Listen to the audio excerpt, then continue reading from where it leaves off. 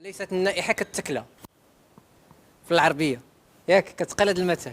ليست النائحة كالتكلة. كاين الله يحفظنا يحفظكم اللي كيموت لشي واحد ماشي هو اللي كيجيو يندب.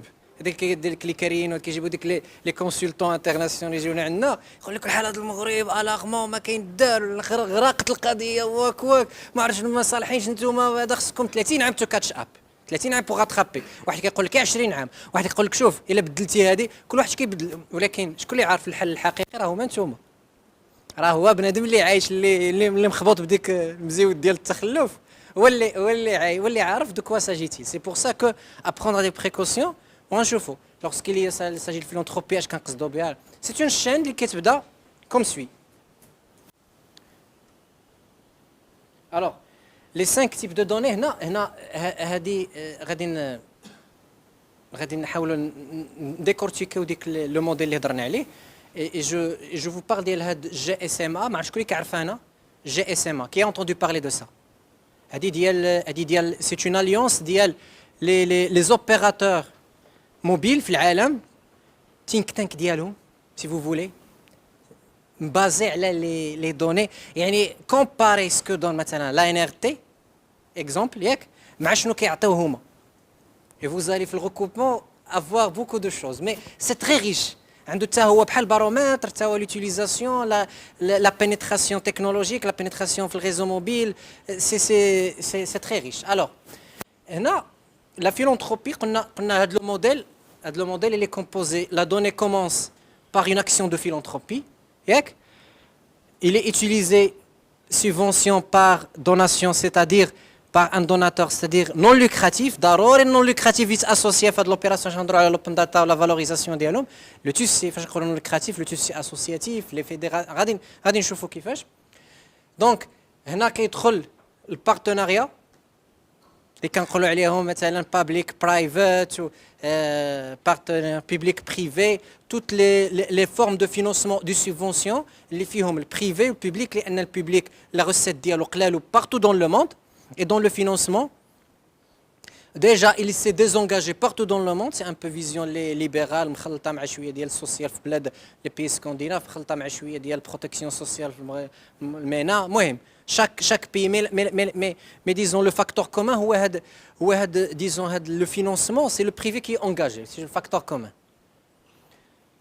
Donc les plusieurs niveaux, il faut attaquer plusieurs niveaux et pour arriver commercial. هادشي راه غنشرحوه شويه بشويه. Alors la philanthropie, disons c'est toujours il faut qui va initier la donnée بلا كاليتي ديالها كما غنشوفوها في لاكيزيسيون ديالها. il faut une partie اللي نون لوكراتيف اللي مالينيا مع لا استراتيجي ديال الدوله، مع الاستراتيجي، مع لا كولتور ديالنا، مع كذا. نجيو من الاخر. privé il n'est pas concerné par cette, il ne va jamais privé il peut utiliser, le privé peut réutiliser, le privé peut valoriser, mais sans en l'absence d'un état, en l'absence d'une action philanthropique claire qui n'a pas de ما عندهاش هاجس الربح، عندها هاجس الكامن good, c'est-à-dire le bien commun. Ça commence par le bien commun. Sans l'idée هذه les représentés en partie par l'État, ceux qui sont représentés par l'État, si l'État représente les citoyens, bien sûr, représentés par les intermédiaires entre les citoyens et l'État, les institutions qui représentent les citoyens, les institutions que ce soit législatives, que ce soit libératives, كلهم كندخلوا في هاد لاكسيون. مثلا législatif كيفاش كيفوتيو في لا لوا باش يديروا اون لوا داكسي للانفورماسيون كيلتيب مثلا لا ترونسبارونس ديال لو سيكتور اغريكول، ترونسبارونس فيسكال لو سيكتور اغريكول، ولو ديبا اللي كدير في البارلمون واش ندخلوا ولا ما ندخلوش، واش سي جوست ان انتيري بور سيرني la valeur ajoutée qui est créée ou là un intérêt pour toute l'économie marocaine. Si en laissant le secteur opaque, est-ce qu'on protège quelqu'un? Ou là vraiment on est en train de fragiliser quelqu'un? Avec le fellah, le petit agriculteur, est-ce qu'il est concerné avec l'amnistie fiscale qui dure ou les recettes مابقاش normalement راه غادي ما غاتبقاش. Donc est-ce qu'il a profité quelque chose ou là l'industrie agroalimentaire اللي في لاشين اللي كيديروا لاشين كامله شكون اللي كيربح هو ولا الشناق بالدارجه شكون في الترونسبور اللي ما عندوش علاقه بالاغريكولتور دونك اسكو سي با اون زون دو بلانشيمون دارجون كاين بزاف الهضره là-dessus donc ça commence par une volonté de faire les choses يعني des actions pilotes li un but de bien commun sans ça donc هذاك علاش كنرجعوا كنهضروا على la culture نهضروا على la citoyenneté sans ça ouvrir la donnée la rendre publique perd son sens un garant un initiateur ردوا البال هذه المساله ça remonte ça nous renvoie l'éducation ça nous renvoie la culture ça nous renvoie la stratégie le degré de citoyenneté ديالنا في الغالب كي défendent la cause ديال l'open data كتلقاهم عندهم une cause citoyenne une cause humaine une cause خلينا لا يعني humaine بمعنى الكبير ديالها deuxième brique et qui est briqué عليها ياك خاصنا une action ديال encore une fois à l'image de ce qui se passe sur les États-Unis, l'Europe, une action philanthropique, oui, mais qui va la financer pour يعطيها levier باش تتحرك qui va financer مثلا un secteur يوليو les données ديالو accessibles, réutilisées, démontrer que c'est réutilisable et ça crée de la richesse. خاصنا des الناس اللي داروا la richesse, que ce soit des institutions, que ce soit des personnes, هذا le modèle calqué à ce qui se passe les best practices, les meilleures pratiques. Sans un donneur, un bailleur, خصنا des Bill Gates, خصنا des Soros, même si دماغهم ailleurs, خصنا des, je sais pas, خصنا des calibres اللي يحطوا تما le paquet. Bien sûr ما يحطوش gratuitement. راهم حاطينه في هاد لاشين. فاش بيل جيتس كيحط بغيتكم تفهموا كيحطها في هاد لاشين وكيحطها تما ويريكوبيرها في الكوميرسيال. داكور؟ راه ان ما كاين حتى شي حاجه بين قوسين لله عند الناس سا مارش با حتى لك هنا كيفينونسي لك هذا السيكتور هذا لاكسيسيبيليتي لانفورماسيون دابا علاش كنجريو كاملين على الاونلاين دراري ديزونكلافي وكتلقى لي زو ان جي كيجريو على ديروا اسيدي ديستونس وراه خصنا نديروا زعما سي اون بون كوز زعما هادشي اللي ما هضرناش عليه فوقاش هادشي خرج ديسكوتي في لونيفرسيتي au niveau universitaire ça remonte très longtemps كانوا كيهضروا على دابا عاد داكتواليتي علاش صافي سي ان مارشي كي زوم دارت العجب لو مارشي ديالها اكسبلوزي دابا سيسكو ولات كتشوف الدور في جنابها لي برودكتور دو كونتوني بداو كيدوروا قالوا المارشي غادي اكسبلوزي افيك اون ريسيسيون دوطخ اكتيفيتير il faut saisir l'opportunité كيفاش راه ديك لي زونجي نخدموهم راه ديك شنو انت اوكي وما كنقراوش الدراري غيضيعوا لا فيدراسيون ديال اول مره كتسمع في المغرب الائتلاف العام لاولياء واباء التلاميذ عمرها ما كانت حتى جمعيه حتى في بلاد ولا ائتلاف عام ولا غيديروا ديك بيتيسيون ديجيتال داكشي غادي يسني وغادي يديروا سي با اون كوز ديزون كي تيقولوا اونيت ولا راه كاين ديغيغ ولكن اون بو با يشابي انا نفضل باش نديفلوبي بلادي نجيب بيل غيت من البلاد اللي غتاخذ il faut le sens ديال l'opportunisme يكون حاضر سمحوا لي على هذه الكلمه دوبورتونيزم ولكن هادشي اللي عطل الله خصني فلوس باش نديفلوبي لافريك خصها الفلوس سينون كومون منين نجيب الوغ دونور هذا سوبفونسيون كروازي مزيان نفهموا اون شوز دابا اللي خدم في ستارت اب واللي خدم في لو تيسو ديال هذا كاين سكون ابل امورساج اي كرواسونس ياك amorçage et croissance. En général, les donateurs, mais qui investissent, en général, les donateurs, puisqu'ils disent qu'ils n'attendent pas un retour, donc qui atteignent l'impulsion. مثلا كيصوب l'infrastructure لشي بلاد باش تولي فيها لو ريزو موبيل الكافريج ديالو يعني لا كوفرتور ديالو تصلح مزيان اون فوا صوبها ورجع للور ياك اسوسياتيف فينونسا دي شوز ليتا رجع للور كيدخل باش دير لانفراستركتور وتغريفيها وتولي اكسبلواتابل خاصنا اوكون فينونسمون شكون اللي غادي يفينونسي ديك الساعات واش ليتا لوكال اللي هو مثلا المغرب ولا ريجيونال اللي هو مثلا جامعه ديال ار اس كا ولا جامعه ديال سوس ولا هذا ولا البريفي اون اوكان كا البريفي بوحدو راه حنا جربنا لا جيستيون ديليغي شنو عطات اون اوكان كا ما يقدرش لا بريفاتيزاسيون ما تعطي خص ضروري ديك لو غا هادشي دي بيست براكتيسز اون اوكان سا ديباس لو ليبرال سا ديباس لو ليبرال سا ديباس لو سوسيال سا ديباس لو كوموني سا ديباس كلشي سي ترانسناسيونال كلشي كيدير هكا ميم يديكلاريك هو كومونيست يديكلاريك ليبرال تبارك اسلامي ديك اللي بغا يدير هكا سي سا سي فو فولي اوبتينير دو لاد من عند الناس اللي كيعطيونا الفلوس اوترومون دي والا الفلوس ما كاينينش سوبفونسيون كروازي ديجا البي بي بي عارفين شكون اللي بداها لي بارتنير بابليك برايفت شكون اللي بداها هاد لا نونسيون دي فوقاش خرجات لي زيتازوني فين بدات في جامعه في هارفارد في 90 بدات مع لا بريفاتيزاسيون فينونسمون ديال لا بريفاتيزاسيون سمعوني مزيان سي الفينونسمون ديال لا بريفاتيزاسيون هي سي اون اكسيون ديال لا بريفاتيزاسيون راه ماشي لا البي بي بي سي اون بروبوزيسيون في اطار لا بريفاتيزاسيون comment rendre la privatisation un peu la réglementer et la rendre incluse في le développement économique هي اساسا راه ماشي خارجه عليها غير كتدخل لك لو رول دو ليتا كي ليتا غارون ليتا هذا اللي واخا يكون ما انفيستيش يلاه يعطيك الله مثلا هنا في المغرب باش يعطي الارض مثلا كيعطي الارض كي هذا بعض المرات غير لا بريزونس ديالو لا بريزونس ديالو سي بارتي برونونت كيسهل لك لوتوريزاسيون كيسهل لك بوكو دو شوز كيدخل لك في شي دوغري ديال في شي ظاهر يعفيك من شي حاجه في نوبه ما تبقاش تخلط حتى شي حاجه sur plusieurs niveaux. Alors c'est une approche liée au changement en général. باش نفهموا le conduit de changement c'est plus facile. Lorsqu'on veut changer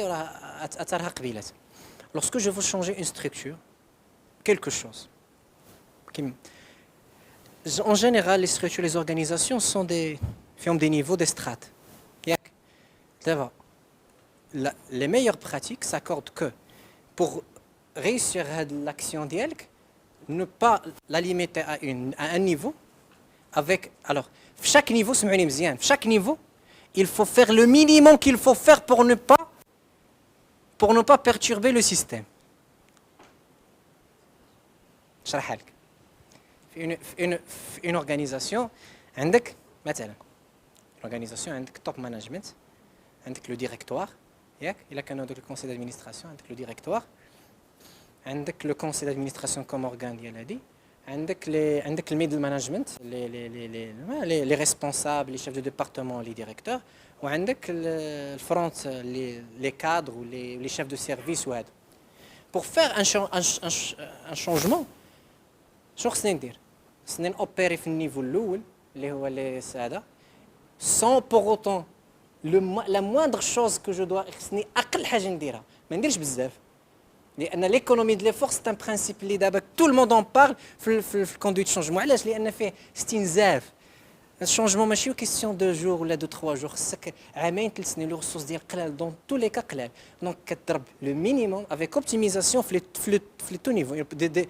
جالي دير دي اوبيراسيون شيرورجيكال كتحيد هاد الريزيستانس هذا سي ان اوتر دومين ما نهضروش عليه دابا مي غير بارونتيز كتحيد هاد الريزيستانس من هاد النيفو كترونفورسي هاد لو بوين غولي في هاد النيفو كتبدل الصلاحيات في هاد النيفو كتخرج الاند لوا في هاد النيفو ها شونجمون ها ماب احنا انسي دو سويت ماشي ولا بدا المهم تو لو نيفو يكونوا مقيوسين لو موا دو شونجمون نزيدو هادشي من الوغ تو لو نيفو هنا c'est-à-dire économiquement غادي نمشيو في tous les niveaux un modèle plusieurs niveaux l'acteur du secteur privé fournit des services de base gratuits sans frais mais يعني غادي نمشيو في la chaîne de valeur كامله غادي نفينونسيو je traduis ça غادي نفينونسيو l'acquisition de la donnée غادي نفينونسيو en même temps l'utilisation ديالها غادي نفينونسيو également la présence في هذا غادي نفينونسيو également les formations parallèles غادي نفينونسيو غادي écarter les nœuds de résistance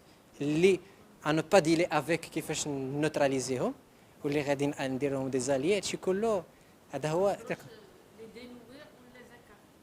دينوي ولا هادي المهم بعدا شد لي لا كارتوغرافي شد لي لا سترات ديالك وقول لي شكون هو اللي لا شر لابد منه خصني نتعامل معاه شكون هو اللي فريمون غادي يدير لي المشاكل خصني جو دو تريتي المهم سي اون alors plusieurs niveaux Si on retient que ça fait de la formation, c'est très important de la نرجعوا له الله يخليكم جو انا حيت ندوى ماغي ترى القضيه ديال باش ما نبيتينيوش في لوطخ Alors, commercial, dans le cadre d'un modèle commercial, et je dis que le business model, les modèles d'affaires, alors aujourd'hui, partout, même d'où un modèle d'affaires. C'est-à-dire, on a une chaîne de valeur qui doit respecter pour produire de la valeur. Une chaîne de valeur, les كتبدا من sa mise en place حتى les indicateurs de performance et l'évaluation de sa performance. Et donc, هذه بالنسبه للدول دابا نقولوا على هذا commercial et je précise commercial, les business models, les modèles d'affaires commerciaux, c'est-à-dire que en l'absence ديالك انت en connaissance ديالك انت ديال celui le pourvoyeur de données de business model potentiel d'utilisation de la donnée ما عرفهاش كيفاش شنو هذا البيزنس موديل كيفاش غتخدم هذه الانفورماسيون في الفلاحه مثلا خصني يكون عارف كو هضرت البارح مع الاستاذ على هذه القضيه خصني يكون عارف كو دابا لاغريتك ce dont elle a besoin comme information, c'est-à-dire l'application de la nouvelle technologie dans l'agriculture. C'est ce qu'elle a besoin. Ce dont elle a besoin. Elle a besoin d'informations géolocalisées. Elle a besoin d'informations sur le sol. Elle a besoin d'informations météorologiques. Elle a besoin d'une façon de chaîne de logistique. Je ne D'accord. Santé. باش الناس ينفيستيو في السيكتور سانتي خصنا نعطيهم besoin ديال l'infrastructure, les manques ديال l'infrastructure, les compétences اللي في البريفي, les compétences اللي في الدولة, les compétences en paramédicaux, ainsi de suite. شنو هاد الانفورماسيون باش الناس يقدروا يبنيو عليهم يربحوا. بغيت الناس يبنيو يديروا لاباس يربحوا لان في الاخر هذا هو الدور علاش كنقولوا كامل. Alors sur ce, je pense je passe la main. C'est Zoher. Donc, je passe la main à Zoher. J'espère que vous avez dressé un peu l'image de la donnée en tant que sa naissance, une exploitation. Bien sûr, comme je l'ai dit l'autre fois, il faut chaque niveau, surtout le business model, chaque niveau, à tête reposée, sans warning, sans les perturbateurs, les téléphones ou les idées qui nous traversent. On se concentre un peu de lecture, mais beaucoup d'échanges. Ce qu'on a fait aujourd'hui, on a fait un exercice d'échange, un exercice de lecture. On a essayé de toucher à le point et on a analysé beaucoup de choses. ما بقاش عندنا la version la vision un peu passive. تفضل. Alors دابا الفكره هو اننا غندوزو لان اسبي دي اسبي on va dire un peu plus technique. Donc premier sujet اللي غنابورديو دابا هو le sujet du big data ou après la pause غنهضروا على la partie gouvernance de données pour voir un peu dans le détail. Bien sûr, il a bien compris on rentre trop dans le détail ou là, je sais que c'est pas les mêmes tout le monde à tous les éléments, donc غنحاولوا نمشيو دقه بدقه باش les choses يكونوا parfaites. Alors juste قبل ما ندخل la partie big data, donc je pense que vous avez parlé de données, d'informations. Alors ce qu'il faut savoir, quand on modélise de manière générale du contenu, on a un certain nombre de couches. La première couche, il y a la data, la donnée. Donc la donnée, c'est de l'information, on va dire, au sens brut du terme. C'est pas une information, c'est-à-dire c'est pas quelque chose qui est orienté, c'est quelque chose qui est neutre. Donc la donnée, elle peut provenir de différentes sources. Les sources, c'est des sources structurées, donc des systèmes d'information. On a un système de saisie de la donnée. Donc ça, c'est une source structurée. On a des sources qui sont aujourd'hui de plus en plus des sources moins structurées. On a les réseaux sociaux. Les réseaux sociaux, on peut avoir beaucoup d'informations. Par exemple, je vais prendre juste un exemple qui est utilisé aujourd'hui au Maroc. La DGI, par exemple, elle fait du suivi pour un certain nombre de métiers. Elle fait des suivis des données réseaux sociaux pour pouvoir s'assurer de la correspondance ou l'exactitude des déclarations qui sont faites par un certain nombre de métiers. Donc l'information réseaux sociaux, bon, je ne sais pas si vous le savez, mais en tout cas ça a été annoncé, elle peut être utilisée, puisque c'est une information qui est publique, qui est partagée par la personne dans les réseaux sociaux, elle peut être utilisée pour des besoins. Donc c'est le deuxième type de source. Troisième type de source, c'est tout ce qui est, on va dire, mobile.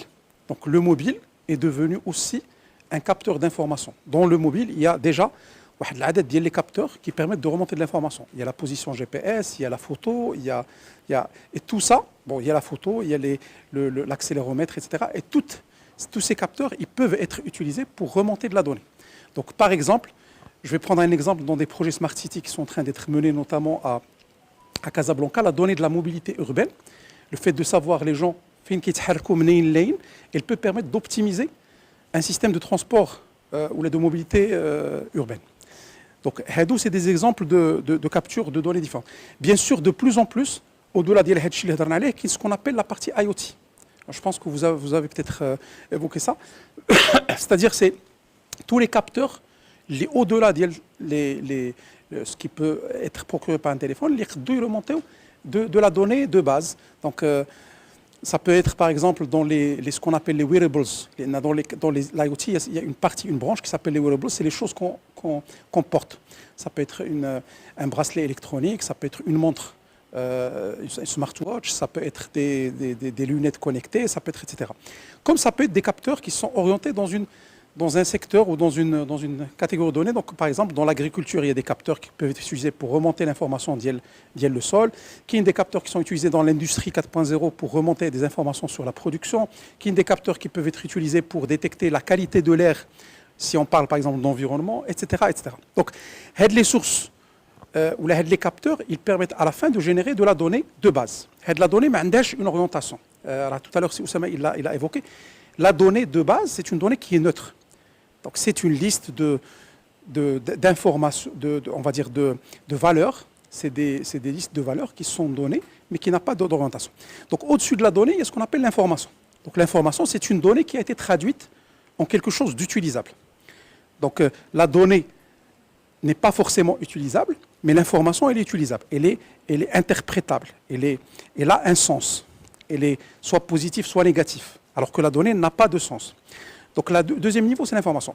Donc, l'objet, les champs de recherche, par exemple, ou les champs d'application technologique que sont le big data et l'intelligence artificielle, c'est d'abord de transformer de la donnée en information, transformer l'information en connaissance, transformer la connaissance en savoir, et utiliser le savoir, la connaissance ou l'information pour prendre des décisions ou pour faire des actions. Donc, il a l'objectif de toute la partie, tout le champ technologique qui est relatif à l'intelligence basée sur la donnée. Donc, ça comprend le big data, ça comprend l'intelligence artificielle, ça comprend des sous-disciplines comme le machine learning et le deep learning, ça comprend aussi des notions comme les time series.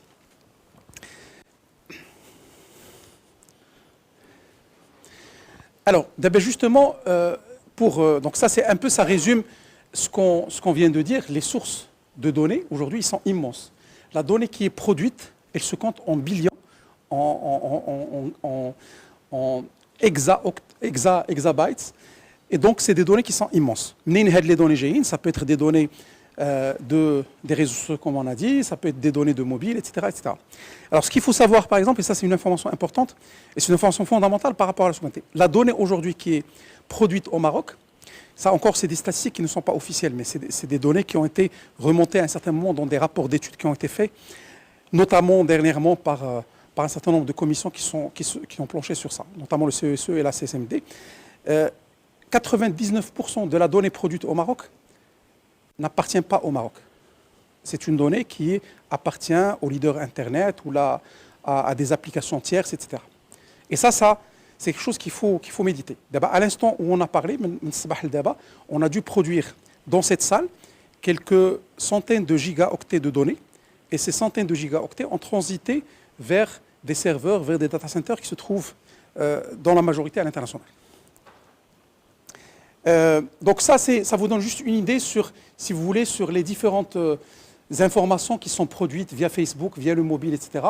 Quel nombre de transactions, quel nombre d'interactions qui se font sur les réseaux sociaux, etc.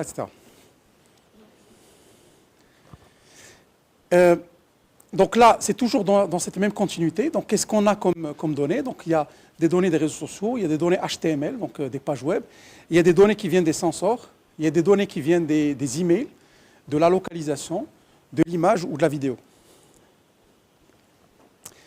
Alors, les types de données, donc on en a parlé, qui est des données de différents types. Donc, bien sûr, il y a les données médias. Et donc ça, bon, c'est les images, c'est les photos, c'est les vidéos, etc. Il y a des données de type social. Donc, c'est les données d'interaction sociale. Et c'est des données qui sont parfois importantes pour analyser le comportement social des utilisateurs et ses préférences. Il y a des données qui sont des données machines, qui sont produites par des machines, et donc notamment les sensors, mais ça peut être produit aussi par d'autres types de machines, des équipements notamment de relevé d'informations. Et il y a des données qui sont des données historiques, qui sont des données notamment de saisie et qui dépendent du temps, donc qui ont une valeur temps qui est importante. Donc ça peut être par exemple des données de trafic, de météo, etc. Alors, les technologies qui permettent justement de donner du sens à cette donnée qui est fabriquée. Donc, il y a un certain nombre de technologies. Je vais essayer de faire un point sur chacune de manière rapide, ou on va peut-être revenir sur certaines qui sont les plus importantes. Alors, le machine learning, c'est une des technologies qui sont aujourd'hui les plus populaires pour l'analyse des données. Donc, le machine learning, alors on va parler tout à l'heure justement de manière un peu plus détaillée pour séparer le machine learning du data mining. Mais le machine learning, c'est utiliser des données existantes pour faire de la prédiction principalement, ou pour faire de la valorisation. Donc c'est ça le machine learning. Donc ça nécessite énormément de données. Je vais prendre des exemples. Tout à l'heure, je discutais avec des collègues. Par exemple, dire l'emploi. L'emploi au Maroc, il y a énormément de données qui sont relatives à l'emploi. Les données aujourd'hui, d'abord, ils ne sont pas mutualisées, ils ne sont pas exploitées. Il y a des données qui existent aujourd'hui au niveau de l'État, de l'administration publique, au niveau de la fonction publique. On sait quels sont les postes qui sont demandés, quelles sont les fonctions qui sont demandées, quels sont en moyenne le nombre de candidatures par rapport à chaque poste, quels sont les profils qui sont retenus. Et toute cette information, elle peut nous permettre de prédire soit des évolutions dans le temps, soit des caractéristiques associées aux besoins de la fonction publique. Et ça peut nous permettre éventuellement de recadrer un certain nombre de décisions. Donc ça, typiquement, c'est du machine learning qui permet de faire ce type d'analyse. Alors, il y a la notion de crowdsourcing. Alors, le crowdsourcing, c'est qu'on implique la masse, la foule, dans la production de l'information, dans sa qualification. Et ça, c'est un mécanisme qui existe partout. Le plus grand exemple de crowdsourcing, et c'est moi ce que j'appelle la plus grande arnaque de l'histoire de la technologie, c'est les CAPTCHA.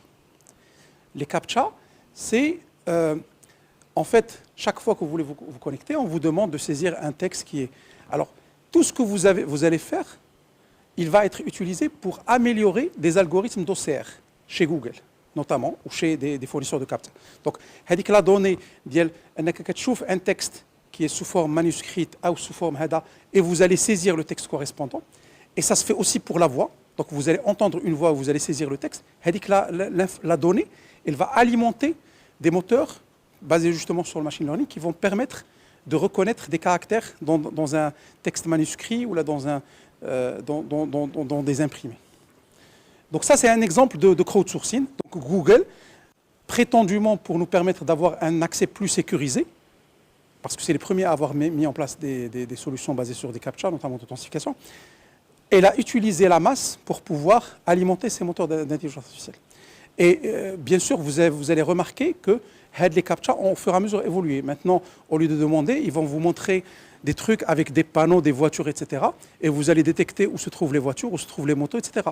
Et ces systèmes, vous pouvez le prédire, c'est ce qui va être utilisé et c'est ce qui a commencé déjà à être utilisé dans les voitures autonomes.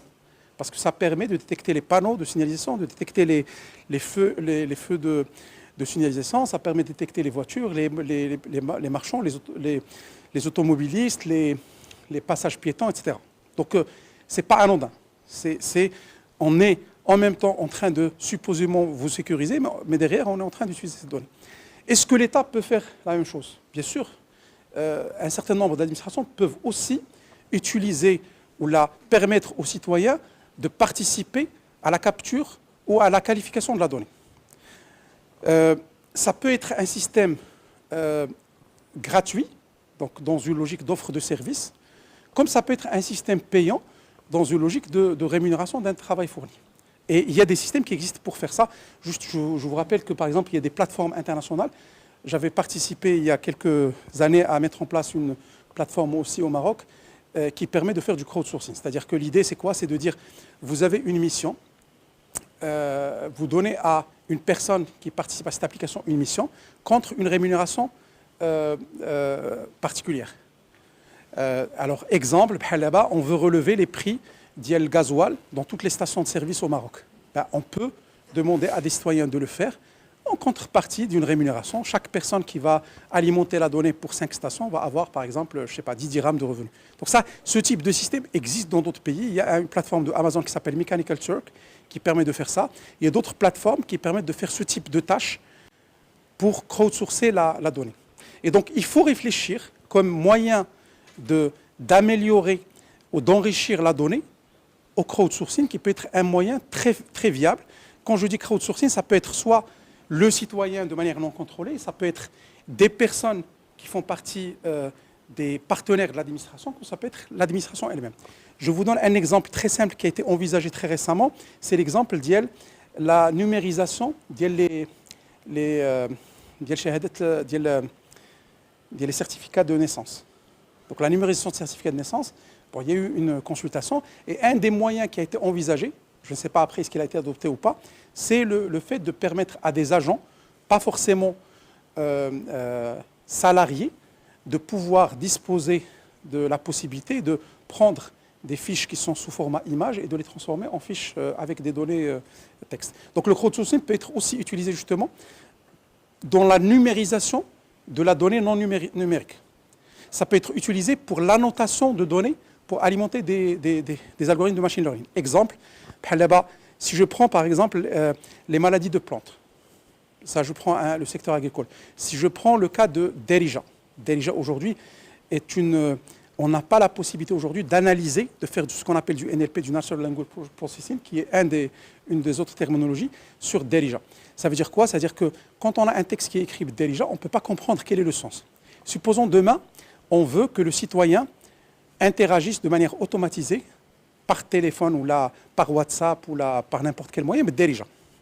Si on veut qu'il interagisse, ça veut dire qu'on doit capturer ce qu'il est en train de dire, on doit comprendre le sens de ce qu'il veut dire, donc c'est ce qu'on appelle le NLP, et on doit à partir de là lui donner de l'information justement avec la même langue. Donc pour faire ça, pour alimenter des machines, des systèmes de NLP en Derija, ben, on a besoin d'annoter du texte en Derija, c'est-à-dire que des gens puissent lire des textes et dire « le texte veut dire ceci, ce texte veut dire cela ».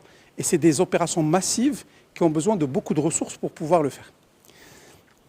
Donc on a anticipé sur le NLP, donc le NLP c'est Natural Language Processing. Aujourd'hui, parmi les données dont dispose un certain nombre de départements, il y a de la donnée qui est de la donnée d'appel ou de la donnée email. Et cette donnée, c'est une donnée qui est faite en langue.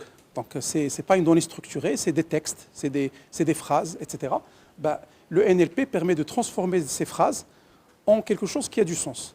Là-bas, s'ils savent un email pour dire بغيت نعرف شنو هي la situation ديالي في هذا le régime de retraite.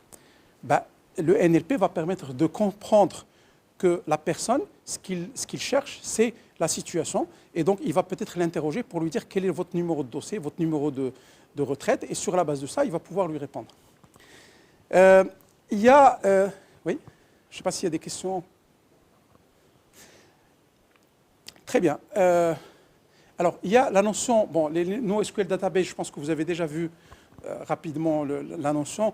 Donc, bien sûr, quand on parle de Big Data, un des éléments fondamentaux, c'est de passer de bases de données structurées à des bases de données NoSQL. Ce qui veut dire que la donnée à la base qui est saisie, elle peut être de tous les formats possibles. On n'est plus sur des formats bien déterminés et définis à l'avance.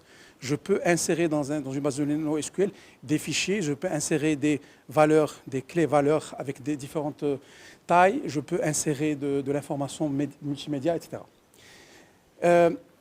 Il y a les time series, donc là on est dans une logique aussi qui est proche du machine learning, mais qui est plus dans une logique qui est basée sur le temps, donc on construit des modèles basés sur le temps. Voilà, bon, ça, si vous voulez, on peut revenir sur d'autres notions par la suite, on va probablement y revenir. Donc ça, on l'a dit tout à l'heure, les données, donc initialement, on n'avait que des données structurées. Donc les données structurées, c'est des données qui proviennent notamment de bases de données, et donc qui ont une structure claire, identifiée, etc. On a aujourd'hui de plus en plus de données non structurées, et on a des données qui sont semi-structurées.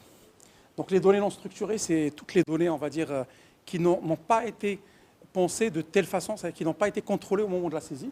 Et les données semi-structurées, c'est des données qui sur la saisie ou le process, ils ont une structure, mais dans le détail, ils n'ont pas de structure. Si on prend le cas d'email, l'email, il a un champ, il a un email à 4 ou 5 champs. À l'intérieur des champs, le contenu, c'est du texte qui est non structuré. Donc il faut prendre ce texte et sortir de ce texte du sens. Bien sûr, il y a le DI, tout ce qui est échange électronique de documents aussi. Si j'avance vite, vous n'hésitez pas de me... Alors, donc, l'objectif de cette introduction, c'est de nous ramener à la notion de Big Data. Donc, c'est quoi le Big Data? Je ne sais pas si tout le monde autour de la table connaît plus ou moins la notion de Big Data. Est-ce qu'on passe rapidement sur la définition ou là vous... Intrelo? Ok. Donc, encore une fois, ça peut faire de la répétition pour des gens qui travaillent déjà sur de la donnée, donc qui connaissent certainement la notion. Je vais essayer d'expliquer pour les gens qui n'ont pas forcément les éléments. Après, on va rentrer dans le détail. Donc, Big Data veut dire données massives. Et donc, c'est de la donnée qui est énorme à traiter. Alors, la notion n'a commencé à exister qu'à partir de la fin des années 2000. Donc, à partir de 2009-2010, la notion a commencé à être démocratisée. Et à partir de 2011, on a commencé à avoir les premiers grands projets de Big Data. Pour quelle raison? Parce que entre 2000 jusqu'à 2010, on a commencé à voir émerger un certain nombre de technologies, dont les réseaux sociaux et le mobile. Et les réseaux sociaux et le mobile, ils ont généré des masses d'informations qui n'étaient pas soupçonnées et qui n'existaient pas avant. Là, juste une petite parenthèse par rapport aux chiffres. Il faut savoir que l'humanité a créé sur les 2 dernières années, donc entre 2018 et 2020, plus que le double que ce qu'elle a créé depuis le début de l'humanité jusqu'à 2018. Donc c'est juste pour vous dire qu'avec aujourd'hui la prolifération justement des réseaux sociaux, du mobile, du cloud et de l'intelligence artificielle, il y a cette émergence de ces données massives. Donc là, on parle justement le contexte. Bien sûr, quand on a des données massives, on ne peut pas utiliser les outils classiques qui étaient utilisés dans les bases de données structurées. Pour vous donner un exemple, quand on avait une base de données structurée, ce qu'on utilisait, c'est du requêtage SQL. Donc on faisait des requêtes sur des bases de données pour pouvoir sortir de l'information. Là, on ne peut plus utiliser ces mêmes outils parce que d'abord, la donnée est massive. Et donc, une requête structurée de type SQL peut prendre des jours, voire des années parfois pour s'exécuter. Et deuxièmement, la nature de l'information fait qu'on ne peut pas la requêter de manière facile. Bien sûr, quand on parle de défis qui sont associés à ça, il y a un certain nombre de défis qui sont relatifs à la capture, comment capturer ces données, comment les stocker, comment pouvoir chercher dans ces données, et bien sûr, par la suite, comment pouvoir créer du sens au-dessus de ces données. Bon là, bien sûr, il y a quelques chiffres juste pour vous donner quelques éléments de la taille du marché. Alors, quand on parle de Big Data, on parle de ce qu'on appelle les 5 V. Les 5 V. Alors, les 5 V, c'est quoi? C'est volume. Donc, le volume de l'information, le volume de la donnée, il est énorme. La vélocité, l'information, elle évolue, elle bouge, elle évolue de manière très rapide. Donc, vélocité dit vitesse. Variété, donc l'information est très variée. On a différents types de sources et chaque source a une information qui est d'une forme différente. Alors, ça, c'est les 3 premières notions. Après, on a ajouté les notions de value et la notion de veracity. Et ces 2 notions permettent de rendre compte que la donnée qui doit être justement analysée avec du big data, elle doit d'une certaine manière avoir une certaine qualité. Donc la valeur, quelle est sa valeur? Est-ce que c'est une donnée qui a de la valeur, qui provient de sources, qui correspond à des données plutôt statistiques ou des données inférentielles? Et est-ce que c'est des données qui proviennent de sources vraies, vérifiables? Et quel est le niveau de cette vérification? Et la majorité des cas dans des systèmes big data, on a différents types de sources et chaque source, elle a un niveau, elle a des niveaux différents, on va dire, de confiance qu'on peut mettre sur ces sources.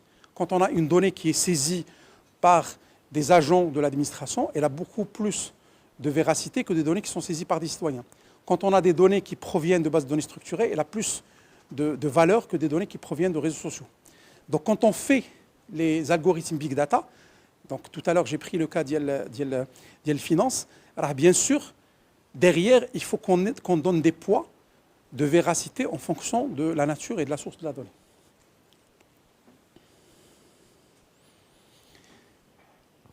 Très bien. Donc, alors, après, bon, là, c'est juste un peu pour mettre, on va dire, les informations importantes par rapport aux technologies, ou en tout cas à la terminologie relative au big data. Donc, bien sûr, on a parlé de NoSQL.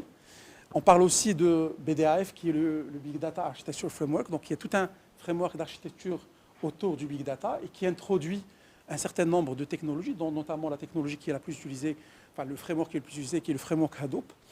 Donc Hadoop, c'est un framework qui permet d'avoir un certain nombre de composantes avec des technologies associées qui font partie ou qui créent un système de big data.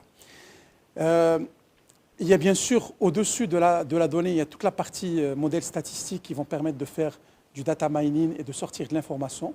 Et il y a bien sûr toute la partie après, analytics et optimisation.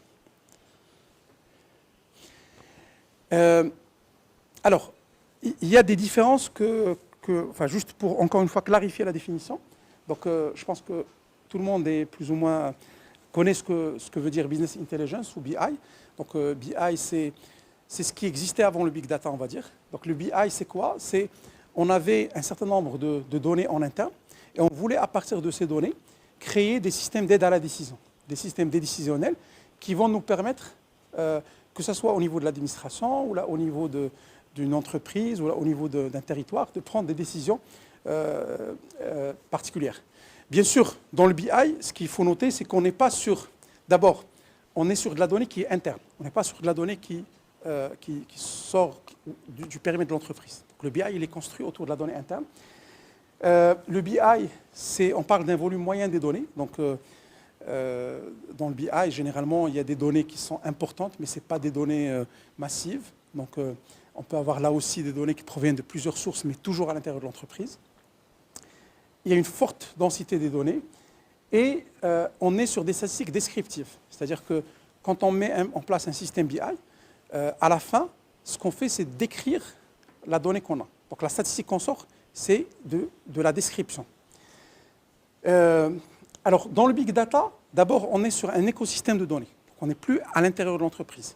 Il y a un écosystème, et l'écosystème, il est composé des données qui sont dans l'entreprise, il est composé des données des partenaires, il est composé des données qui proviennent de sources externes comme les réseaux sociaux, etc. Le volume, bien sûr, des données est énorme. La donnée, elle est à faible densité. Les statistiques ne sont plus descriptives, elles sont inférentielles. C'est-à-dire qu'on n'est plus, quand on sort de l'information, on n'est plus sur une description de la réalité, on est sur une inférence, une prédiction d'une donnée. Donc c'est des statistiques inférentielles. Et on est sur des tendances et des prédictions. Donc, tout en disant ça, il faut comprendre qu'on passe du domaine du déterminisme au domaine du probabilistique. Donc, dans le big data, on n'est pas sur des réalités décrites de manière claire, on est sur des inférences, des suppositions et des prédictions. Alors, il y a peut-être, alors c'est pas abordé dans la présentation, mais je vais peut-être faire une parenthèse. À votre avis, quelle est la différence entre big data, quand on parle d'analyse de données, entre big data et intelligence artificielle?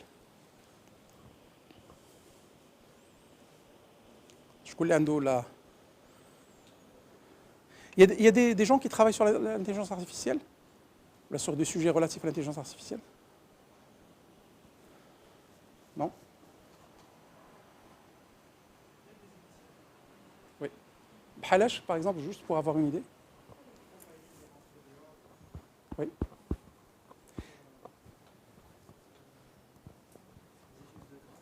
Oui.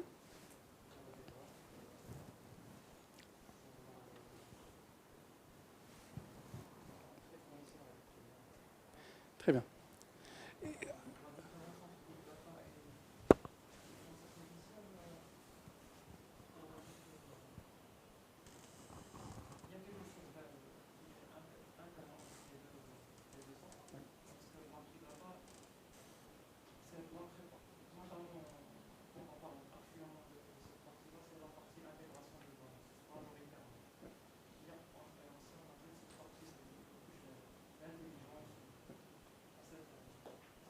C'est-à-dire que l'intelligence artificielle, on part toujours de la donnée. Ce qui va alimenter un système big data ou un système d'intelligence, c'est toujours de la donnée. La seule différence, c'est que le big data s'arrête à donner du sens à la donnée, et l'intelligence artificielle passe à l'étape où elle agit au-dessus de la donnée. Et là-bas, un système d'intelligence artificielle, il va décider, il va prendre une décision, il va initier une action, il va personnaliser. Là-bas, je suis dans un portail, par exemple. Je suis dans un portail et je récupère beaucoup d'informations sur les citoyens, sur les gens qui naviguent sur le portail. Donc, là-bas, on dit le portail dit la fonction publique, il consulte des offres, etc., etc. En big data, je vais faire un système qui va me permettre de prédire le comportement des utilisateurs dans l'avenir. Donc, en exploitant les données, je vais me dire, les gens, ils vont peut-être de plus en plus chercher des postes de tel type. En intelligence artificielle, je vais personnaliser le parcours de l'utilisateur en fonction de son comportement passé et son comportement actuel. Ou là, du comportement de gens qui font partie du même profil. Donc, oui. Des algorithmes très avancés qui sont basés sur l'auto-apprentissage. Bien sûr, ils se basent donc, principalement donc, sur la masse colossale donc, des données qui résident dans les data warehouses. Et bien sûr, comme vous l'avez dit, leur principe est de déduire donc, de la donnée non concrète. Oui.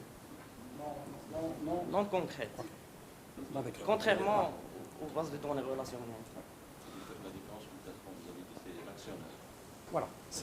La différence, elle est dans le fait que l'intelligence artificielle, elle va agir. Elle ne va pas que décrire. Elle ne va pas que inférer, mais elle va agir au-dessus de ça. Alors, juste une petite précision.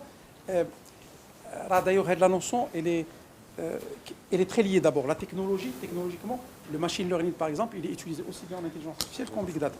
Par exemple, les time series sont utilisés aussi bien en intelligence artificielle qu'en big data. Alors, dans l'intelligence artificielle, il faut savoir qu'il y a deux grandes familles d'intelligence artificielle. Il y a l'intelligence artificielle qui existait avant les années, en tout cas jusqu'avant 2000, entre 2000 et 2010. Cette intelligence artificielle était une intelligence artificielle qui était basée d'abord sur de l'algorithmique et sur de la logique. Donc, c'est ce qui a été utilisé, par exemple, dans les jeux vidéo. Ils sont énormément basés sur de la logique qui est inférée par... Et ces algorithmes ne nécessitaient pas de la donnée. Ce qui nécessitait, c'était on va dire des moteurs. Voilà. C'est une logique et c'est une base de connaissances sur c'est-à-dire qui permet de définir des règles. Et donc, ça, c'est la discipline qui existait dans le passé. Dès qu'on a commencé à avoir des données massives, c'est-à-dire à la fin des années 2000, on a commencé à avoir des données massives. Le machine learning existait bien avant. C'est-à-dire qu'on avait déjà commencé à faire du machine learning dans les années 50, 60. Puisque la donnée mécanique, ça ne servait rien à aller plus loin parce qu'on ne pouvait pas faire des choses sans qu'il y ait de la donnée. À partir de la fin des années 2000, on a commencé à avoir des données massives. Donc j'ai pris l'exemple des CAPTCHA, je peux prendre l'exemple des images. On a commencé à avoir des images énormes qui existaient sur Internet, des photos de personnes. D'ailleurs, entre parenthèses, quand vous allez trouver des jeux ou là des trucs sur Facebook pour dire prenez votre photo et la photo de votre fils, ou là votre photo quand vous êtes vieux, etc. Tout ça, ça alimente des algorithmes. Ce n'est pas fait de manière anodine, ça alimente des algorithmes. Donc, une fois on a commencé à avoir les données, là, le poids de l'intelligence artificielle basée sur la donnée et non pas sur l'algorithme a commencé à prendre de l'importance. Sachant que dans la réalité, pour les classiques de l'intelligence artificielle, ce n'est pas de l'intelligence. En fait, c'est juste de l'analyse bête et méchante de la donnée. C'est de la transformation d'une donnée de manière bête et méchante en quelque chose qui est utilisable et qui est actionnable. Donc, ça c'est juste le débat, entre parenthèses, entre les anciennes écoles et nouvelles écoles. Je tiens quand même juste à dire, le machine learning, et notamment, par exemple, pour revenir à la partie big data, ce n'est pas de la vraie intelligence. C'est ce que tu sors et en fonction de ce que tu fais rentrer. Donc, la donnée, sa qualité, sa véracité est fondamentale pour ce que tu vas en sortir. Juste des exemples. Là-bas, je pense que vous avez appris, par exemple, que Amazon, elle avait un algorithme de recrutement qui était basé sur l'intelligence artificielle. Et donc, qui sélectionnait les CV sur la base de l'intelligence artificielle. quelques mois après, ils ont découvert qu'il avait un biais, que pour les postes techniques, il favorisait systématiquement des hommes plutôt que des femmes, parce que la donnée qu'il avait, qui est une donnée historique, automatiquement, elle faisait que les candidats qui étaient choisis étaient des candidats qui étaient des candidats hommes. Donc, c'est juste pour dire, tout va dépendre de la donnée, et il va y avoir des facteurs de décision qui vont, à un certain moment ou à un autre, être une responsabilité de celui qui code. Contrairement au big data, où on est sur de la transformation de la donnée en information, maintenant, ce n'est pas de la neutralité absolue, puisque l'information, elle a un sens. Welekin, on n'est pas dans l'action autour de l'information. C'est-à-dire qu'il y a toujours le temps d'analyser ce qui est remonté par le big data pour dire qu'est-ce qu'on en fait. Alors que l'intelligence artificielle, c'est des algorithmes qui fonctionnent de manière systématique et automatique. On n'a pas besoin de se mêler de... Quand vous allez, par exemple, prendre une photo et le système va vous dire c'est une photo d'un chat, c'est pas... Vous n'allez pas pouvoir vous mêler. Il va faire la décision et sur la base de ça, il va prendre une action. Quand une voiture autonome va conduire et va détecter qu'en face, il y a une personne d'un certain âge, elle va prendre sa décision sur la base de ce qu'elle a fait et elle ne va pas vous donner le choix d'analyser par la suite et de vérifier pour s'assurer est-ce que c'est bon ou c'est pas bon. Donc ça, c'est juste un élément de différence. Et encore une fois, pourquoi je dis l'histoire de l'intelligence, je vais revenir au reste de la partie Big Data, c'est parce que, bon, il y a quelqu'un qui avait dit un enfant de 2 ans peut reconnaître un chat s'il a déjà vu un chat une seule fois. Un algorithme d'intelligence artificielle, il a besoin peut-être de 100 000 photos de chats pour reconnaître un chat à 80%. Donc après, on peut réfléchir, est-ce que c'est suffisamment intelligent ou pas et à quel niveau d'intelligence on est. Donc là, c'est la différence dont j'ai parlé tout à l'heure entre le machine learning et le data mining.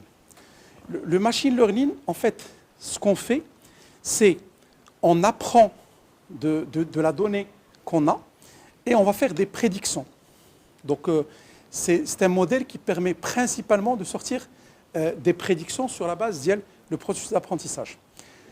Le data mining, on ne fait pas que des prédictions, on va découvrir de nouvelles propriétés en se basant sur la donnée. C'est-à-dire que je vais peut-être prendre un exemple, on va prendre quelques exemples, mais là, ça c'est des exemples de machine learning. Les exemples, c'est quoi? C'est que je vais prendre par exemple des photos, je vais donner des photos différentes d'un avion, ou là d'un animal, ou là et je vais, sur la base de ça, prédire une photo, est-ce que c'est un animal ou là c'est pas un animal? Est-ce que c'est un avion ou c'est pas un avion? Le data mining, c'est je vais donner des photos de cet avion et je vais faire un certain nombre d'hypothèses en disant un avion devrait être composé de 2 ailes, d'un corps principal, de cabine, etc. Et donc je suis en train de découvrir des propriétés. Alors que dans le machine learning, on est en train de prédire pour dire est-ce que c'est bien un avion ou c'est pas un avion.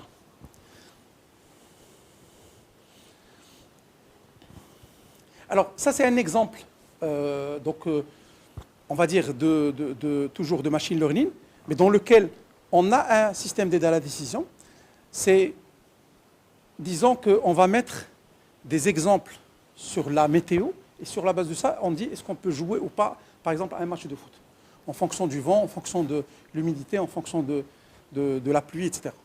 Et bien sûr, je vais prendre des données historiques pour dire il y a eu possibilité de jouer un match dans telles conditions et ça n'a pas été joué dans telles conditions. Et sur la base de ça, je vais entraîner mon modèle et je vais pouvoir dire à la personne, en fonction de l'état actuel, je vais lui dire il faut jouer ou il ne faut pas jouer. Donc là, on est sur de la prédiction ou là de l'identification pour prédire un comportement futur. Bon, Alors, généralement, quand on a des données massives, un des éléments d'analyse de ces données, c'est des systèmes de visualisation. Donc, il y a différents types de systèmes de visualisation. Bon, là, c'est un exemple, je vais prendre juste 2 ou 3 exemples, mais c'est juste pour vous dire que, généralement, on essaie de visualiser la donnée de manière, on va dire, graphique, de manière visuelle, de manière colorée, pour pouvoir en tirer des sens. Un des éléments fondamentaux du Big Data, c'est comment permettre à quelqu'un de prendre une décision. J'ai de l'information, j'ai de la donnée, et à la fin, je vais prendre une décision. Cette décision n'est pas prise en temps réel, contrairement à l'intelligence artificielle. C'est une décision qui va être prise par quelqu'un sur la base de données. Donc il faudra que ces données soient visualisées de manière très claire. Là, par exemple, c'est sur LinkedIn, c'est la visualisation d'IEL, les personnes qui sont tes contacts, les personnes qui sont one colleague, et les personnes qui... Donc en fonction du décalage que tu as entre la personne, ou là, la relation, est-ce que c'est une relation directe ou pas? Et donc ça permet d'avoir une idée. Alors ça, typiquement, c'est utilisé par les recruteurs. Donc ça peut être utilisé pour dire, je vais estimer quel est le niveau du réseau. Je cherche un commercial, ou là, je cherche une personne qui a besoin d'être sur le terrain et qui a besoin de... Je vais d'abord estimer quel est le niveau de ses relations directes, quel est le niveau de ses relations à travers uniquement une personne, quel est le niveau de relation qu'il a à travers deux personnes, etc. Et ça permet donc de savoir est-ce que la personne peut être efficace, elle a un bon carnet d'adresses, elle est capable de réussir. Donc voilà, je ne sais pas s'il y a des questions par rapport à ce qu'on vient de voir. Je suis en train juste d'observer. Je ne sais pas à quelle heure normalement on fait la pause.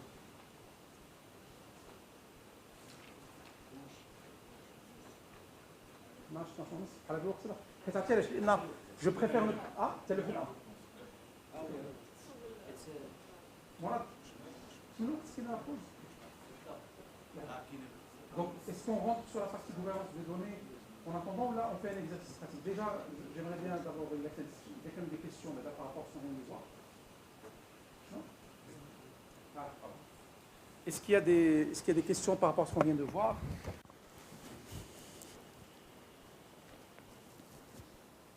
Est-ce qu'il y a des notions en dehors de ce qu'on vient de voir que vous avez vu et que vous voulez clarifier relatif à la partie Big Data? Encore une fois, là, je pense que dans le support de cours, il y a d'autres détails. On ne va pas rentrer forcément dans les détails technologiques, mais si vous voulez, c'est quelque chose qu'on peut en tout cas inclure dans le support. On a un support spécifique pour la partie Big Data qui est plus ou moins complet, donc qui comprend en fait toutes les étapes de mise en place d'un POC Big Data, etc. On peut le partager par la suite avec vous. Maintenant, est-ce qu'il y a des questions? Oui. Est-ce qu'on peut dire que la data mining est un étendu de ce qui est intelligence artificielle?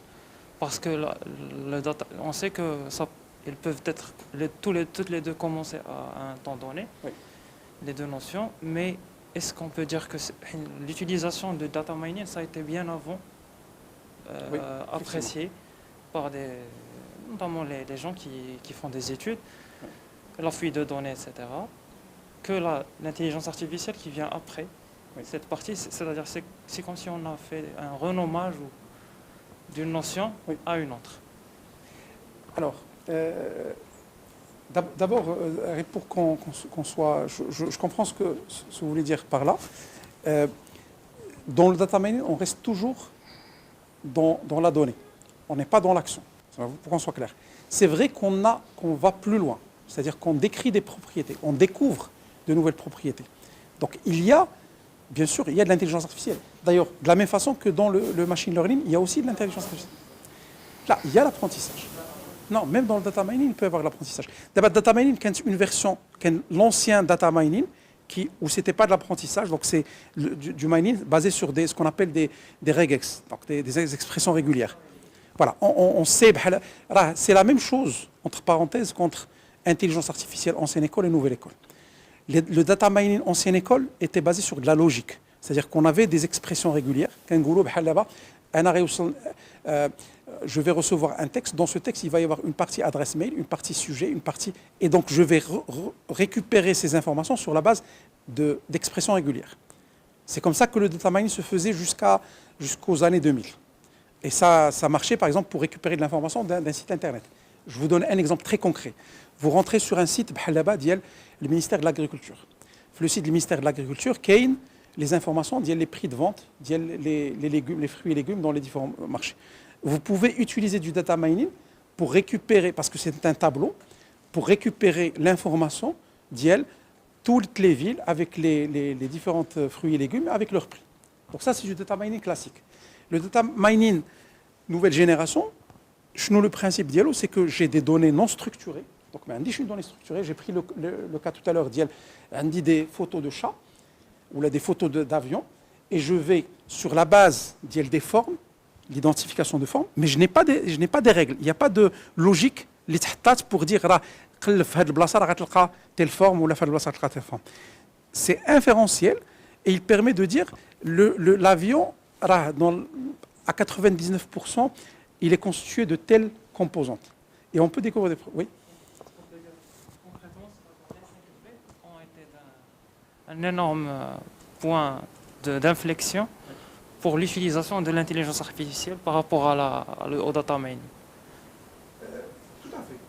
Donc, ce que vous avez évoqué, c'est-à-dire dès qu'on a ajouté cette couche de données non structurées, on a passé à l'intelligence artificielle parce que le data mining On est passé au big data et à l'intelligence artificielle, aux deux.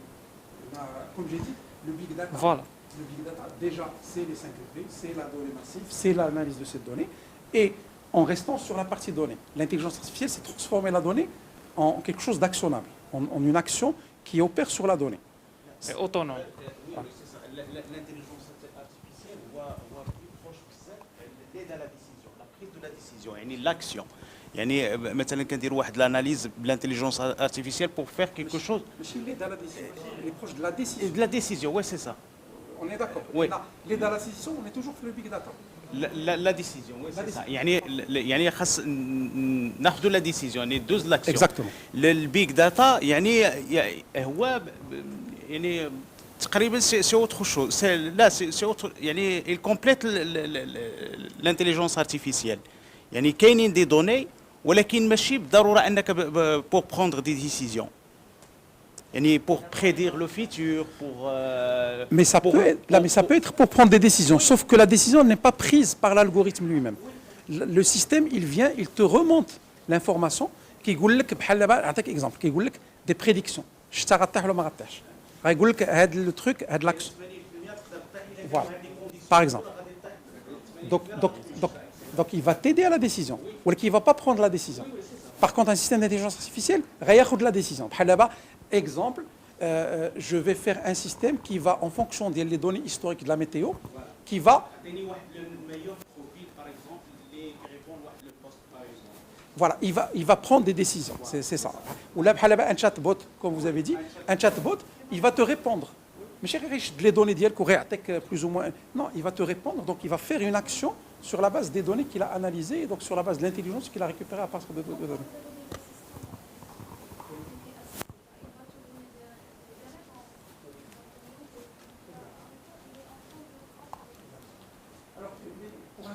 Les assistants virtuels, donc en termes de technologique, c'est quoi? Ils utilisent du NLP, donc du Natural Language Processing. Donc, en fait, la principale fonction d'un assistant virtuel, c'est que, du texte qui est non structuré, il va détecter à partir de ce texte ce qu'on appelle des intents, des intentions. Donc, c'est quelle est l'intention de la personne, quelles sont les intentions dans la phrase qu'il a faite. À partir de ces donc il y a les intentions, il y a ce qu'on appelle aussi les propriétés. Quelles sont les valeurs qu'il a saisies. Je souhaite avoir une information sur mon dossier de retraite numéro flan. Donc, l'action qu'il veut, c'est d'avoir de l'information sur son dossier de retraite, et je dois détecter la propriété qui est le dossier de retraite, et à partir de là, je transforme ce texte qu'il a saisi en un appel web service, ou en un appel d'une API qui va me permettre de récupérer cette information.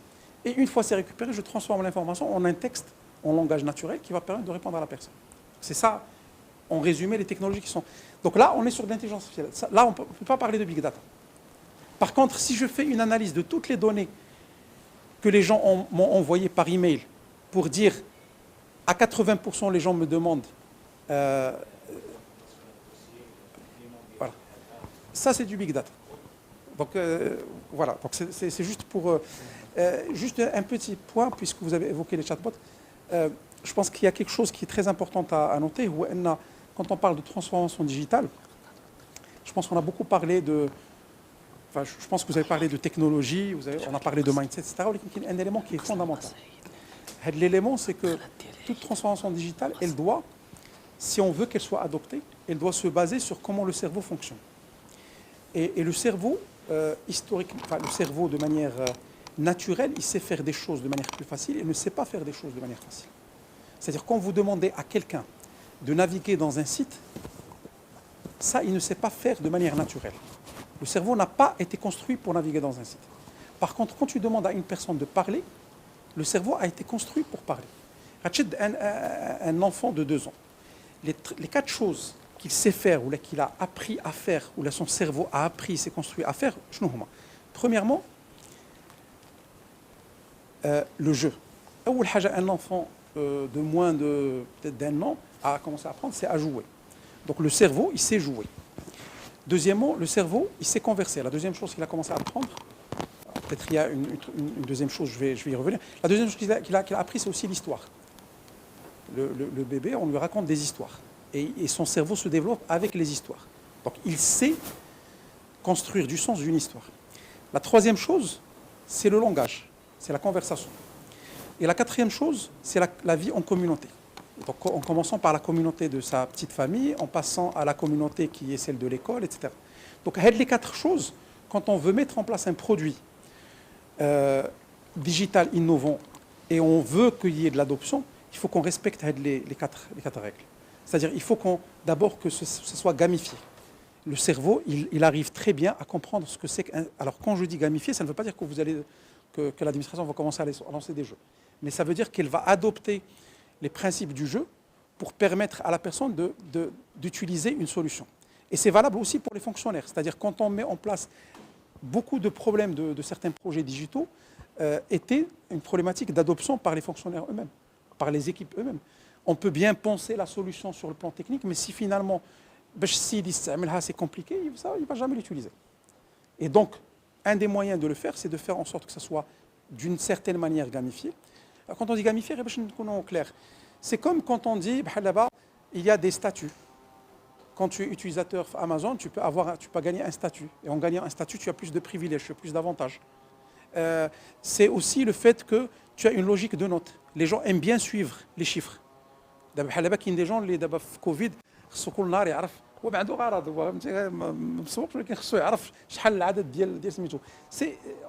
comme quand on a, je ne sais pas, on aime bien suivre les chiffres. Donc ça fait partie de la logique gamifiée. Dans la logique gamifiée, on est aussi dans une logique d'une certaine manière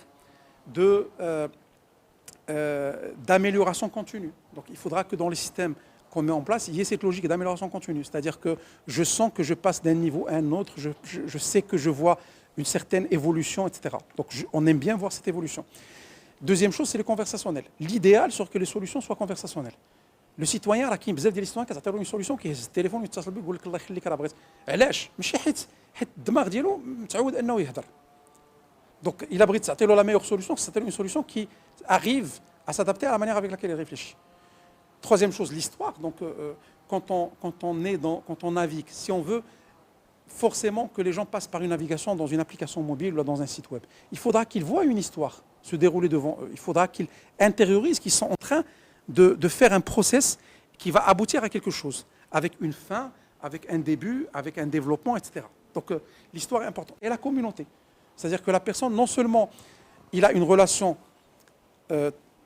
verticale avec l'administration, mais il appartient à une communauté d'utilisateurs, de citoyens, et donc potentiellement, on joue aussi sur cet aspect communauté. Et c'est ce qu'ont su faire les réseaux sociaux.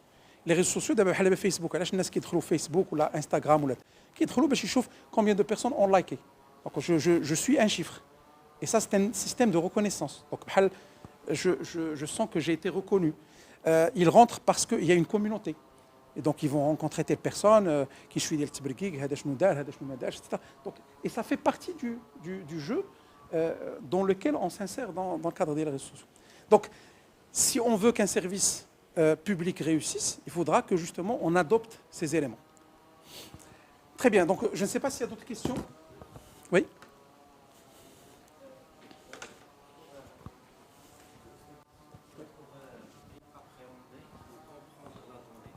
Est-ce qu'on doit la traiter avec une approche duale, comme la lumière, est-ce qu'elle est onde ou corpuscule? La donnée, est-ce qu'on doit l'approcher par la partie big data ou metadata? Ça, c'est une question de physicien. La dualité matière. Ah, là, j'ai compris. Là, de toute façon, quand on va rentrer tout à l'heure dans la partie gouvernance des données, bien sûr, il faut avoir dans un système de data management, il faut avoir les deux volets. C'est-à-dire il faut qu'il y ait de la metadata. Maintenant, quand on est sur de la donnée complètement non structurée, il faudra qu'on construise en metadata les données qui le permettent, qui peuvent le faire, et qu'on exclut les données qui ne peuvent pas le faire. C'est comme, encore une fois, je vais revenir à ce que j'ai dit tout à l'heure par rapport à l'intelligence artificielle. Alors, il y a deux écoles. Et les deux écoles doivent coexister pour pouvoir réussir. Même le NLP, par exemple, pour prendre le cas tout à l'heure dont j'ai parlé, la reconnaissance de langage, Raphaël les deux. FIHA, ce qu'on appelle des dictionnaires de données, c'est-à-dire, je vais expliquer ce que c'est un dictionnaire de données. Dans la langue arabe ou le français, quand on dit le, ou là, quand on commence par la lettre D, on sait très bien que c'est très fort probable qu'après la lettre D, il va y avoir une voyelle. A, E ou SMIT. Il y a 90% de probabilité que ce soit un A, 70% que ça soit... Enfin, je dis n'importe quoi. Ça, c'est un modèle qui est basé sur de la logique.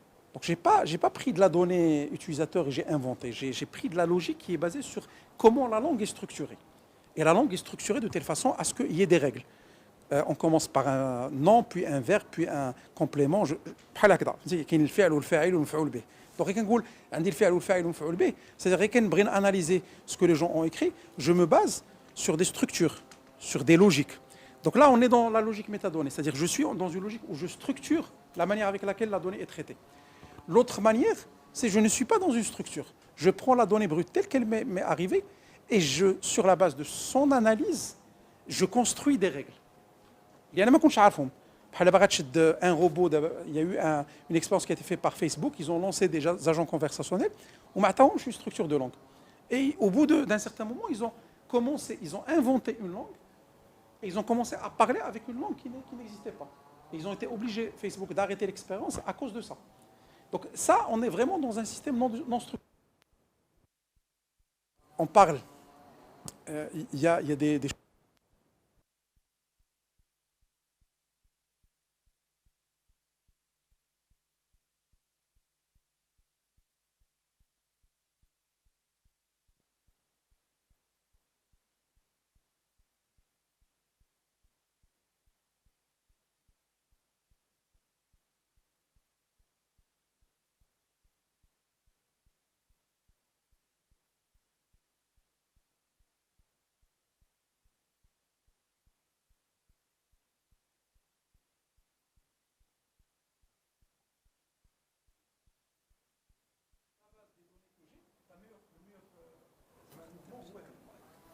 Quand je suis dans le deep learning, je définis les règles et le système va lui-même jouer.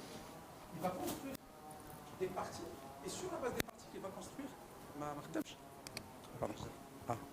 sur la base des données qu'il va construire, je vais commencer à construire de l'information. Bien sûr, ça suppose à un moment ou à un autre ça c'est des choix, soit d'avoir des algorithmes, ce qu'on appelle supervisés ou la non supervisés. Donc on peut avoir de la supervision au-dessus. La supervision, c'est une façon de noter les résultats. Une fois mon algorithme de deep learning je vais dire à la fin, wesh, mzien ou le même mzien. Quand je suis dans un algorithme supervisé, il y a de l'intervention humaine. Si je suis dans un truc non supervisé, il n'y a pas d'intervention humaine. Le système crée la donnée, la teste, et en fonction des tests des données au fur et à mesure, c'est lui qui va construire ces règles de... Vous voyez ce que je veux dire ? Donc, pour revenir à la question, dans un système de data management, il faut avoir les deux. Et on doit avoir cette dualité-là. C'est exactement le cas. On a une dualité entre de la donnée structurée qui va ressembler à des choses théoriquement qu'on pense plus proches du cerveau humain, et de données structurées qui ressemblent plus ou moins à des choses on considère, hein, encore une fois, là, c'est un faux, c'est notre... Dans la majorité des décisions qui sont prises sur ce type de domaine, c'est des ingénieurs. Et les ingénieurs, ils ont des structures de pensée qui sont basées sur un historique d'enseignement qui fait que... Enfin, moi-même, je suis ingénieur, donc je peux en parler sans problème. Je pense que la majorité ici, là, ou là... Non, il y a des différents problèmes. Donc, les données sont généralement... On essaie de faire des structures. Parce que les ingénieurs n'arrivent pas, et ça, c'est pas que les ingénieurs, les experts de manière générale n'arrivent pas à appréhender l'incertitude ou à appréhender la non-précision. Donc ils ont besoin de systèmes précis. Sauf que la majorité des gens n'arrivent pas à avoir ce même niveau de précision. Quand tu interroges le citoyen, l'hadra, elle n'est pas précise. D'ailleurs, plus les pays sont, entre parenthèses, moins développés, plus le niveau d'imprécision كتكون كبر. يعني غتجي غتشد بحال دابا je sais pas une règle aux États-Unis c'est soit noir soit blanc. كاينش سميتو. حنا غتجي تشوف غير في اللونغاج كورون اللي كنهضروا كيقول لك بحال قبيله قالها اسامه ماشي شي حموريه. هذاك ماشي شي حموريه ما عرفتش واش ولا لا. بحال كنقولوا يكون خير ان شاء الله. On ne sait pas, et ça on va le voir dans le profil de toutes les... Donc, ce qui fait que, pour revenir à la question de la donnée, je pense que de toute façon, en revenant à la donnée, elle va toujours être avec des natures différentes. Et le rôle, justement, par exemple, un CDO, un Chief Data Officer, le responsable de la donnée dans une organisation, son rôle, c'est de créer des métadonnées pour les données structurées et de créer des systèmes Big Data pour les données non structurées, ou là, qui rassemblent les deux. Il faut faire coexister les deux. Voilà. Donc, je ne sais pas si ça répond. Je ne sais pas s'il y a d'autres questions. Alors, je vais peut-être... on va faire un petit exercice, si vous permettez, le temps qui reste.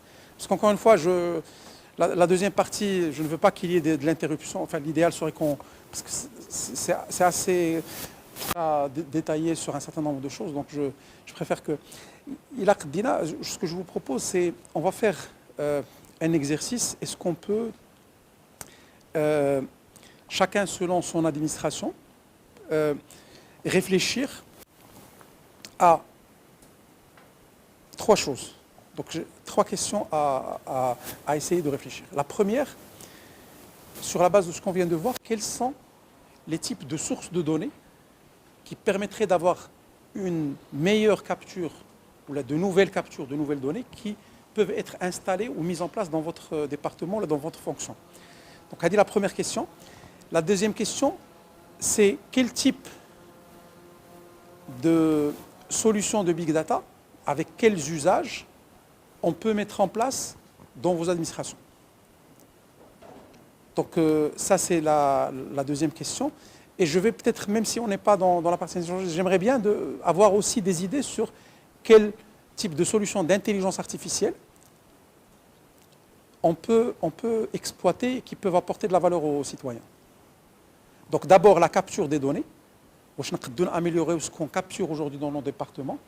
Deuxièmement, une fois ces données sont capturées, comment on peut en faire du sens, sortir des systèmes Big Data qui vont nous permettre de prendre des décisions. Et troisièmement, est-ce qu'il y a des systèmes actionnables d'intelligence artificielle qui peuvent permettre d'améliorer soit l'expérience citoyen, soit le process interne de l'administration, soit éventuellement les interactions entre les citoyens et l'administration. Alors juste parce que je n'ai pas parlé de toutes les technologies intelligentielles, mais juste pour compléter, on a parlé de la partie machine learning et deep learning très rapidement. Il y a des technologies qui sont parfois importantes qu'on utilise pour l'automatisation de process, ce qu'on appelle le RPA, le Robotic Process Automation. Alors c'est quoi? C'est prendre un processus qui se faisait manuellement et l'automatiser. Donc exemple, une administration par exemple traite des dossiers. Les dossiers aujourd'hui, je vais prendre un exemple dans l'assurance maladie. On dit des gens qui vont déposer des dossiers de remboursement d'assurance. Les dossiers qui sont d'abord aujourd'hui physiquement, et il y a une personne qui va devoir prendre ce dossier et dire est-ce qu'on accepte ou on n'accepte pas. Ce process peut être automatisé. C'est-à-dire on peut, sur la base d'un historique, dire est-ce que ce dossier est valable ou n'est pas valable, est-ce qu'il comprend toutes les pièces ou pas, et est-ce qu'il est remboursable ou pas. Ça, c'est un exemple. Donc, j'ai pris le cas de l'assurance maladie. Ça peut être le cas d'un recrutement, par exemple. Ça peut être un autre cas. Donc, les RPA, ça peut être aussi utilisé, par exemple, pour l'automatisation des réponses à des emails. Quelqu'un qui envoie un email à l'administration ou là, qui remplit un formulaire de contact dans un site web, au lieu que quelqu'un soit en charge d'analyser le mail et d'y répondre, on va mettre en place un algorithme qui va prendre ce qui a été écrit, qui va essayer de comprendre, de donner du sens à ça et qui va lui répondre. Et s'il n'arrive pas à comprendre, il passe la main à un agent humain. Donc ça permet d'automatiser 70, 80%, 50% de ce qui est fait aujourd'hui ou l'interaction qui est faite aujourd'hui. Ça, c'est juste des exemples d'applications donc basées sur du RPA qui peuvent aussi être utilisées dans le contexte de l'intelligence artificielle. Donc on prend 5-10 minutes pour réfléchir et en fait j'aimerais bien qu'une ou deux personnes puissent exposer ou là rapidement présenter ce qu'il a fait. Donc, si vous êtes dans le même département, vous pouvez aussi vous réunir pour le faire. Oui, Oui. Oui.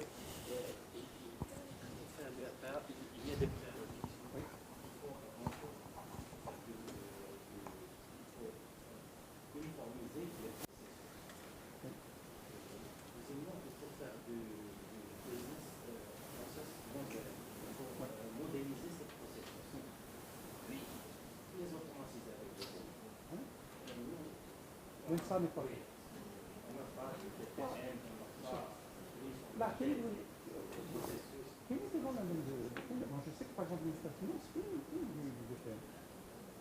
Là,